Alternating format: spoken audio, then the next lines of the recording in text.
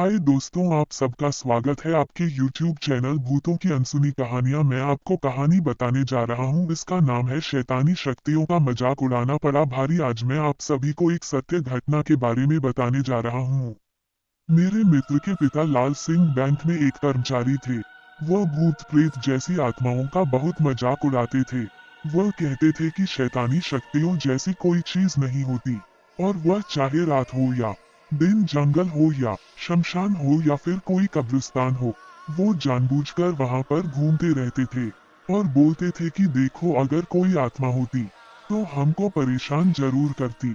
चाहे साधु हो या फिर चाहे मौलवी हो, उन लोगों की बातों का बहुत मजाक उड़ाते थे और उन्हें अभी तक कुछ नहीं हुआ था।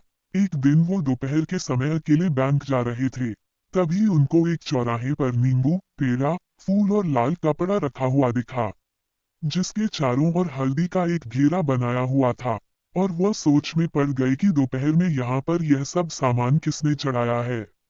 और वह मस्ती के मूड में साइकिल से नीचे उतरे और हल्दी से बने हुए घेरे के अंदर से नींबू, लाल कपड़ा और मिठाई भी उठा ली और साइकिल पर बैठकर हंसते हुए बैंक की ओर चले गए। वहां पहुंचकर काम करने में व्यस्त हो गए। तभी उन्हें भूख लगी और वह नाश्ता मंगाकर खाने लगे। और उनको याद आया कि मेरे पास नींबू मिठाई भी रखी हुई है, तो उन्होंने उसे भी खा लिया और जो लाल कपड़ा उठाया था उससे अपना हाथ मुंह पोंछकर कूड़े में फेंक दिया। और उनको कुछ भी नहीं हुआ। जैसे जैसे दिन ढलने लगा, रात होने लगी, वैसे उनका सिर भारी होने लगा और वह घर आ गए। रात में 12 बजते ही वे जोर जोर से कभी हंसते और कभी रोते, और यहाँ तक कि वे अपना कपड़ा फाड़ देते थे या फिर अपने आप को कैंची या चाकू से चाहे गला चाहे हाथ भी काटने लगते। एक दिन तो वह इतना हद कर दिए कि वो अपने गले में फांसी का फंदा लगाकर खड़े हो गए।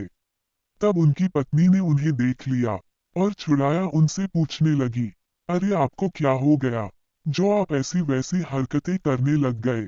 तो वे कुछ नहीं बोले, जैसे कोई पागल कोई बात को सुन रहा हो। उनकी औरत परेशान होकर डॉक्टर के घर पहुंची और उनका इलाज करने को कहा। हालांकि डॉक्टर को बीमारी समझ में नहीं आई, फिर भी वह उनको ग्लूकोज की बोतलें चढ़ाना चालू कर दिए। धीरे धीरे कुछ दिन बीतते गए। लाल सिंह की तबीयत मानो कैंसर के मरीज से भी बदतर हो गई।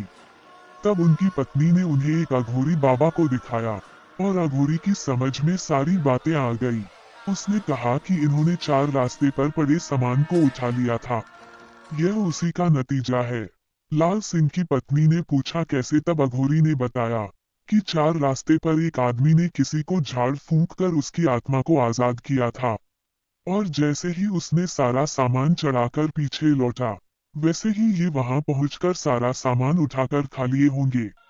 तभी आत्मा इनको परेशान कर रही है। लाल सिंह की पत्नी रोने लगी और अघोरी का पाँव पकड़ लिया। बोली, बाबा अब आपका ही सहारा है। अघोरी बाबा दुखी हो गए और बोले, ठीक है, पहले जाकर कुछ नया सामान खरीद कर लाओ, फिर मैं बताता हूँ।